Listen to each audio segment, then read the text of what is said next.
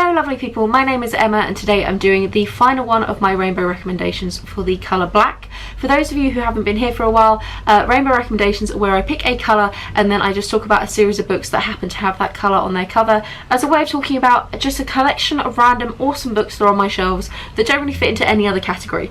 So today, like I said, we're talking about the colour black and I've got 3 non-fiction and 4 fiction to talk about. I'm going for the non-fiction first. And the first one I have to talk about is The Purity Myth by Jessica Valenti.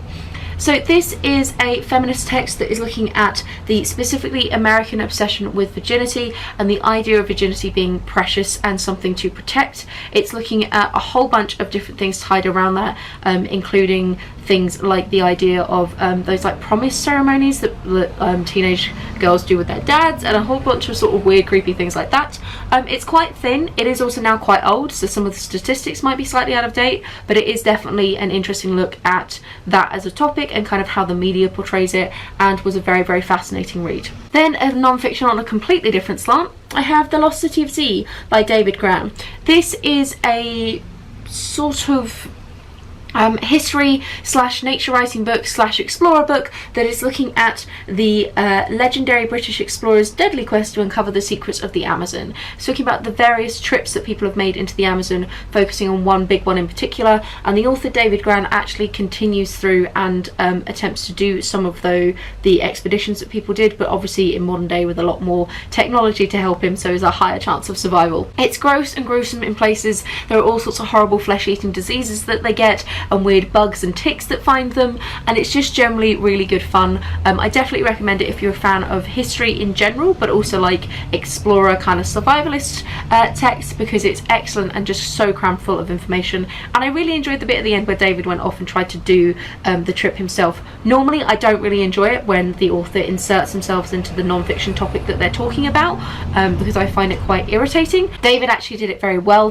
and I think brings a lot to the table to discuss how the changes in the Amazon have changed how we interact with it in like an explorer context. The most recent one I've read actually from this list is Packing for Mars by Mary Roach. Mary Roach is a wonderful science writer, and this book of hers is focused on the curious science of life in the void and what NASA needs to do, or other space organisations need to do, to keep astronauts alive up in space. It is gross to the nth degree, because space is all about just bodily fluids and trying to keep people alive and clean and not disgusting and not go insane in a tiny tin can floating around in the void. Really good fun, and Mary Roach, if you've been on this channel for a while, you'll know I absolutely adore her writing. She's so funny and so light and engaging for stuff that's quite heavy to talk about sometimes, and so she does a fantastic job of really breaking it down. This also includes a wonderful amount of history about the space race, so it's kind of an added bonus of not just being about modern science, but also looking historically at our interactions and relationships with space. Now onto the fiction. The first one I have to talk about is The Possessions by Sarah Flannery Murphy. This is a fantastic speculative fiction thing that's kind of part thriller, and it's very genre defying. We're in a world where we have the ability to communicate with the dead, and what you can do is you can go to an establishment where you can pay to have somebody basically be possessed by the person who you're trying to contact who has died. And the main story is about a woman who a man pays her to be possessed by his wife, and then the wife basically doesn't want to go, and it's about their interactions and their kind of love story. There is this thriller element because we don't know how the wife has died, and whether there's something more nefarious going on there. It's excellent fun. It talks a little bit about like what does it mean to be an individual, and can you share that space with somebody else, and yeah, just wonderful fun, very cool and quirky, and yeah, more people need to read it. I've never heard anybody else talk about this book. Now we're going for one of my absolute all-time favourites, but one that I read long before my channel, so I don't think I've talked about it much on here, and that's Seasons of the Witch by Natasha Mustert.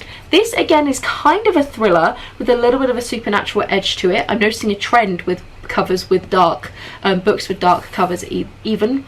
Words today. We're following our main character Gabriel, who is an information thief. He specialises in corporate espionage and stealing information from companies based off of like technology, but David's also a psychic, and he has a whole back history where he worked with a local government agency with his psychic powers to try and help them solve crimes, something he did through university. An old flame of his comes back into his life and asks for help to find her stepson who has gone missing, and it believes it's in connection with these two mysterious women who are sisters, and there's something freaky going on with them. But as Gabriel gets closer to them, he kind of gets drawn into their web, and there's all sorts of weird magic and mystery happening here, and it might be that one of them has done something more nefarious. It's a lovely thriller that plays around with some kind of sort of magic elements, playing around with the psychic idea, and it's really tied to ideas about memory, and it's just great fun. I think the strongest thing about Natasha Mastert is her writing is so rich and lyrical and almost like silky and velvety to read, and it really is a book that just sucks you in.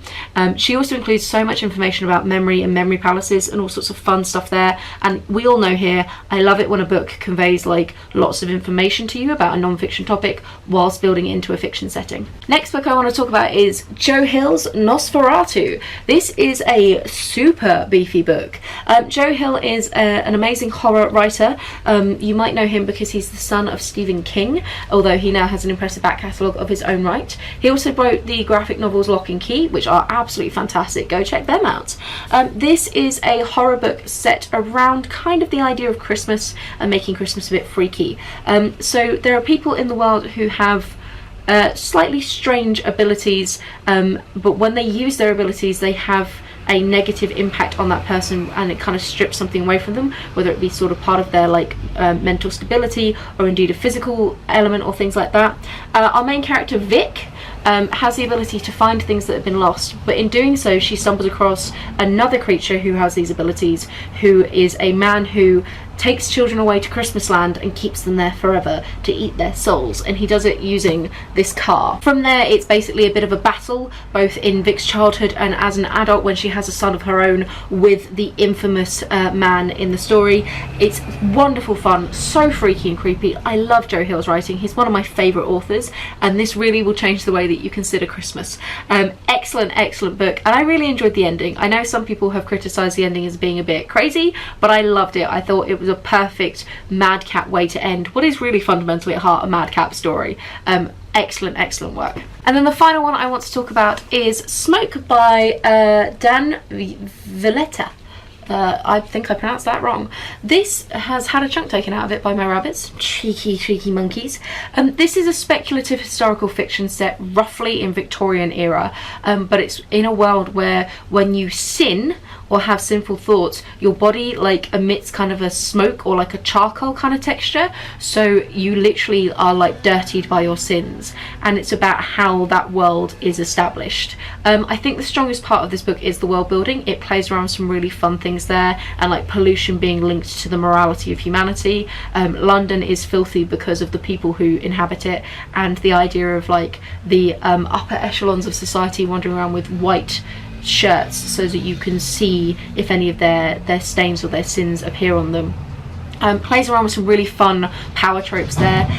The actual plot itself is not fantastic, I'll be the first to admit. It hangs a lot on miscommunication repeatedly, which I found very frustrating, but if you can look past that a little bit, I think that the characters are excellent fun, and really you're here for the world building. It is so entertaining and such a cool idea. And that's it from me. This is the end of the Rainbow recommendations series. I'll link all of them down below for you, as well as if I've mentioned these books in any other locations. But that was just 7 books with black covers that I think are absolutely fantastic.